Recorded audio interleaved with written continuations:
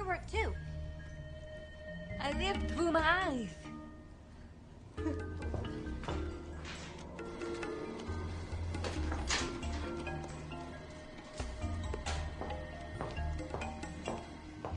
Acting in reality. Not just some nebulous, nothing, touchy-feely world of shifting whatevers. If it's real, I want to see it.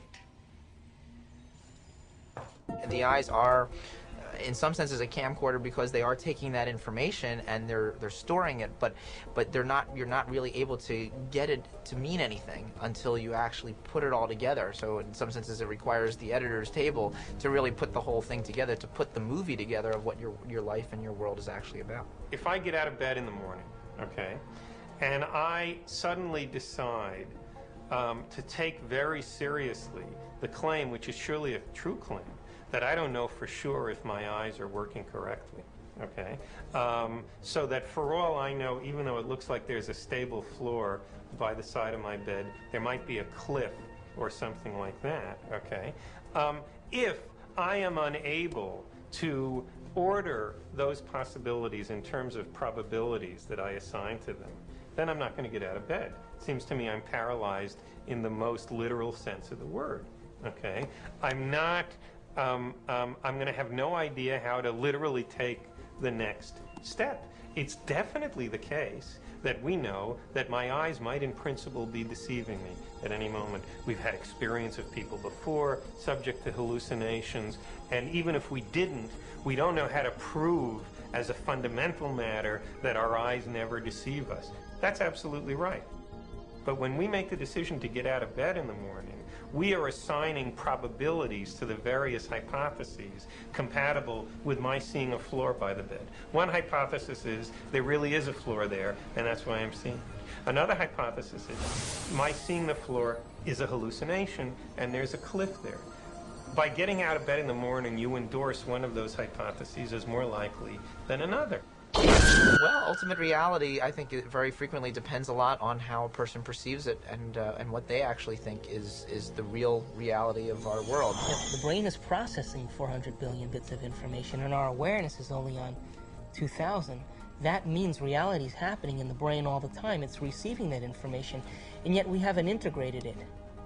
But if we're given knowledge and information outside of convention, outside the box of convention, or say we merge quantum physics and neurophysiology, and the brain is asked to contemplate, or we're asked to contemplate on that, and examine the what-ifs and possibilities and potentials, and associate our knowns with our experience of what we know, and repeat it over and over again, the brain is going to start to integrate two independent neural nets, and it's going to create a new vision. And that new vision is going to be like taking a flashlight and shining it from those 2,000 bits of information that have to do with our body and our environment and time, slightly over in the dark and looking at something new. That's called realization.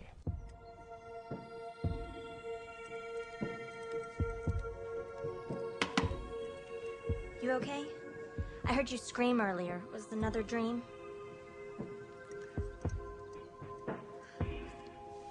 You were an Indian, watching Columbus's ship materialize out of thin air. Wow. And this medicine man kept hitting you. Cool. Hey, maybe it was a past life, or a parallel reality, or a future life. Get real. Or maybe that dream was trying to tell you the truth. I guess it just depends on what you think is real. Maybe you should try different anxiety pills. My pills are fine, okay? Thank you. Well, I have to go get dressed. I hope you feel better, Amanda.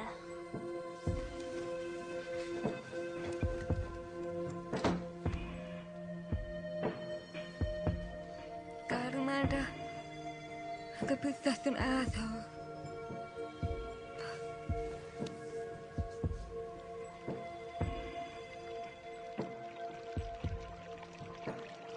People ask me, why does quantum mechanics matter, given that it's little tiny stuff, and Who cares? There are three possible answers. From a practical point of view, it doesn't make any difference at all. I mean, you still have to go to work and drive your car and do all the rest of it. From a second point of view, it actually it infiltrates everything in the world, especially the world of electronics. When you go to the supermarket and you do the scanning at the checkout, that's a quantum mechanical effect. But I think the important part is the third one, which is essentially a philosophical issue. Why are philosophers so passionate about deconstructing the assumptions of the world? I finally got it. I got it as a result of looking at quantum mechanics and comparing it to classical mechanics. They present two very different ways of thinking about the way that the world works and about what we are. So from a classical perspective, we are machines. And in machines, there's no room for a conscious experience.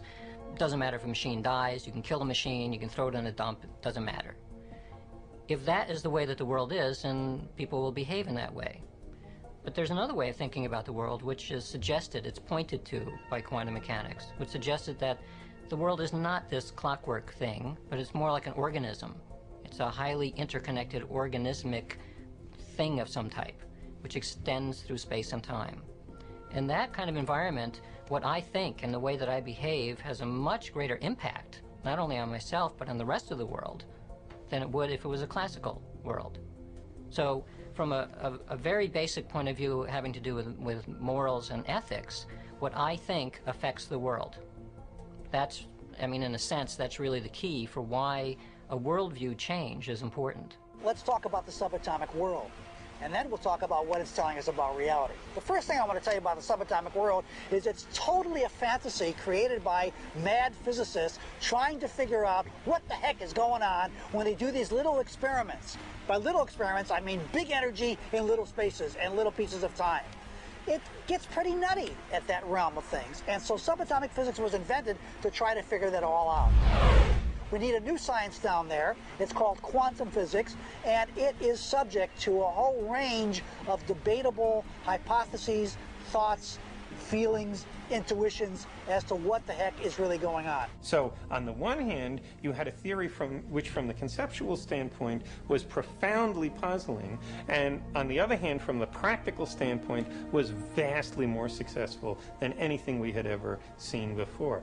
This is the kind of situation that produces the tension that all of the investigations of foundations of quantum mechanics are feeding off of since then. Because on the one hand, this is an acutely paradoxical, puzzling, conceptually confusing theory. On the other hand, we have no option along the lines of throwing it out or neglecting it, because it is the most powerful, proven tool for predicting the behaviors of physical systems that we have ever had in our hands.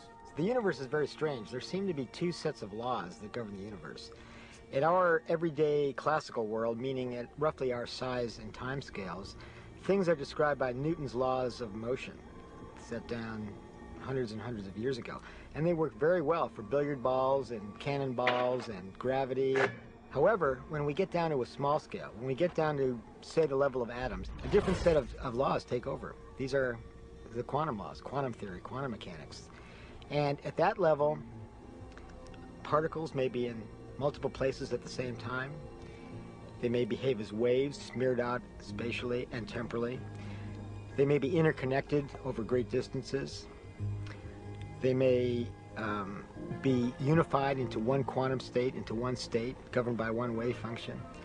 And the borderline, the threshold, this curtain between the quantum world and the classical world is really mysterious. It's called sometimes the collapse of the wave function, because in the quantum world, everything is in superposition of multiple possibilities, and in the classical world, these multiple possibilities seem to collapse to particular definite choices, so everything is in one particular place.